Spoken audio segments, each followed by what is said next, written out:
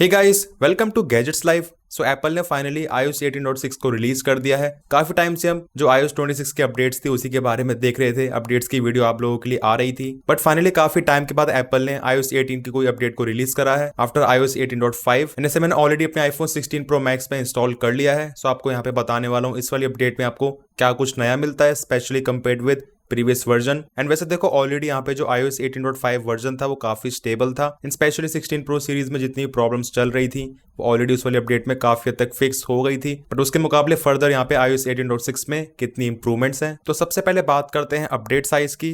As I told you, इस iPhone में already iOS 18.5 install था एंड उसके बाद यहाँ पे जो अपडेट का साइज है वो अराउंड 1.07 GB। बट बेसिकली यहाँ पे जो अपडेट का साइज है वो वेरी कर सकता है आप किस वर्जन पे करेंटली रन कर रहे हो। अपडेट करने से पहले iOS 18.5 का बिल्ड नंबर था 22F76 एंड करेंटली अपडेट करने के बाद ये हो चुका है 22G86। इनफैक्ट जो मॉडर्न फर्मवेयर है वो भी चेंज हुआ है, क्योंकि पहले ये था 1.60.02 एंड करेंटली ये हो चुका है 1.70.02। एंड वही अवेलेबल स्टोरेज की बात करें तो यहाँ पे अपडेट करने से पहले 115.23 GB एंड अभी करेंटली ये हो चुकी है 119.6 GB। इनफैक्ट अपडेट करने के तुरंत बाद यहाँ पे जो स्टोरेज है वो और भी ज्यादा अवेलेबल थी। तो ये हर बार की कहानी है, अपडेट करने के बाद यहाँ पे जो स्टोरेज है वो अचानक से बढ़ जाती है। स्पेशली यहाँ पे जो सिस्टम डेटा वो रिड्यूस हो जाता है, पर उसके बाद यहाँ पे कुछ घंटों के बाद ही जो सिस्टम डेटा वापस से उतनी स्टेट में आ जाता है। तो अल्टीमेटली यहाँ पे जो अवेलेबल स्टोरेज है वो उतनी ही रहती है जितनी पहले थी। अब बेसिकली इस वाली अपडेट में क्या चीज नहीं मिलती है, सो यहाँ पे हम जैसे जाते हैं लर्न मोर में। इसमें एप्पल ने यहाँ पे कुछ bug fixes and security updates इसको मेंशन करा हुआ है एंड इसी के साथ fixes an issue in photos, जिसमें बेसिकली जो मेमोरी मूवीज है उसको शेयर करने से कहीं ना कहीं वो प्रिवेंट कर रहा था। पहले कोई बग था, like for example photos app में यहाँ पे एक मेमोरी है, इस पे जैसे मैं क्लिक करता हूँ उसके बाद ऊपर यहाँ पे मैं क्लिक करता हूँ 3 डॉट्स पे एंड देन क्लिक करता हूँ शेयर पे। सो यहाँ पे जो ये वाली स्क्रीन है वो पहले आती नहीं थी, क्रैश हो जाता था। तो इस वाले बग को एप्पल ने फिक्स करा है एंड इसी के साथ आपको कुछ और छोटे मोटे चेंजेस देखने को मिल जाते हैं। लाइक EU रीजन्स के लिए यहाँ पे जो थर्ड पार्टी एप्लीकेशन है उसको इंस्टॉल करना पहले के मुकाबले ज्यादा ईजी हो गया है। तो स्पेशली जो लोग भी EU रीजन्स में रह रहे हैं उनको यहाँ पे third party application third party app store वगैरह से इंस्टॉल करनी है,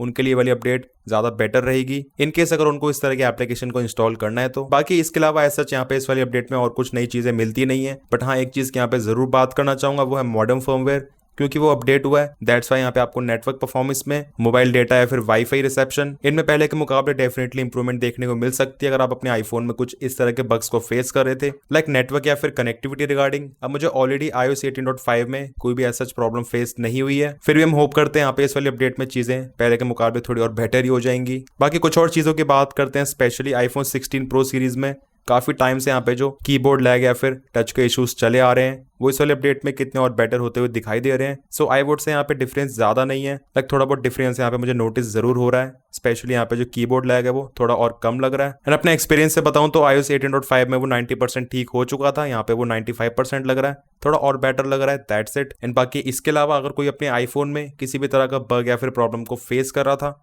होपफुली इस वाली अपडेट के बाद वो चीज फिक्स हो जाएगी। स्पेशली मैं परफॉर्मेंस की बात करता हूँ वो काफी ज्यादा बढ़िया है। लाइक फोन को यहाँ पे नॉर्मली इस्तेमाल करने में कोई भी लैग्स जिटर्स बिल्कुल भी नोटिसेबल नहीं है, एकदम ही बटरी स्मूथ परफॉर्मेंस है फोन की। इनफैक्ट जो बेंचमार्क स्कोर्स हैं उसमें भी आप क्लियरली देख सकते हो। यहाँ पे iOS 18.5 में इसको मैंने रन करा था 13 मई को, स्कोर्स से 3440 8571 एंड करेंटली यहाँ पे जो स्कोर्स हैं वो स्लाइटली इंक्रीज ही हैं सिंगल कोर या फिर मल्टी कोर परफॉर्मेंस में। इनफैक्ट यहाँ पे मैंने एक और चीज नोटिस करी अपडेट करने के बाद, जैसे यहाँ पे मैंने Geekbench 6 को रन करा उसके बाद जो फोन है वो काफी कम हीट हो रहा था बेंचमार्क के बाद भी, जबकि पहले फोन थोड़ा ज्यादा जल्दी वार्म हो जाता था। तो स्पेशली यहाँ पे आपको इस वाली अपडेट में जो हीट कंट्रोल है उसमें भी डिफरेंस देखने को मिलेगा ना। बोल सकते हो अल्टीमेटली यहाँ पे iOS 18 की ये अब तक की सबसे ज्यादा स्टेबल, सबसे ज्यादा बढ़िया अपडेट है। अब बैटरी लाइफ की बात करें, इस अपडेट को इंस्टॉल करने के बाद इसको इस्तेमाल करते हुए मुझे कुछ घंटे ही हुए एंड मैंने अपना फोन कल 98% तक चार्ज करा था टिल 10:49 PM एंड करेंटली आप देखेंगे बैटरी है 80%। तो बेसिकली अपडेट को करने के बाद जितना भी मैंने फोन को इस्तेमाल करा है, यहाँ पे जो बैटरी लाइफ है वो एग्जैक्टली पहले जैसी ही लग रही है, काफी स्टेबल, एकदम ही बढ़िया।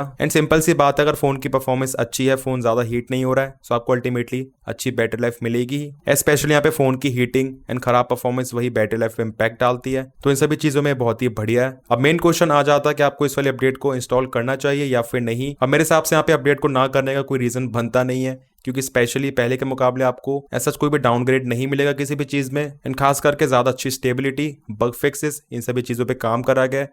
अपडेट को तुरंत करने के बाद ही पता चल जाता है अपडेट किस लेवल की है। ऐसे इतने टाइम से हम लोग अपडेट्स को ऑब्जर्व करते हैं, आपके लिए वीडियो बनाते हैं, तो बिना किसी हेजिटेशन के आप लोग इस वाली अपडेट को इंस्टॉल कर सकते हो अपने आईफोन्स में, कोई भी इशू नहीं है। अब चाहे वो नया आईफोन या फिर पुराना आईफोन, क्योंकि बहुत सारे लोगों के डाउट्स आते हैं आईफोन 12, 13 में इन अपडेट्स को इंस्टॉल करना चाहिए या फिर नहीं। डेफिनेटली आप लोग कर सकते हो, कोई भी इशू नहीं है। बाकी जिन भी लोगों ने ऑलरेडी अपडेट कर लिया है, आपका कैसा एक्सपीरियंस है इस वाली अपडेट के साथ, वो कमेंट सेक्शंस में जरूर बताना। इन वीडियो पसंद आया, इन्फॉर्मेटिव लगा तो make sure to like this video and channel पर न्यू है so make sure to subscribe this channel along with bell icon. कोई भी डाउट्स है फिर क्वेरीज है, you can ask in the comment sections. मिलते हैं मेरे नेक्स्ट इन्फॉर्मेटिव वीडियोस में। Till then take care.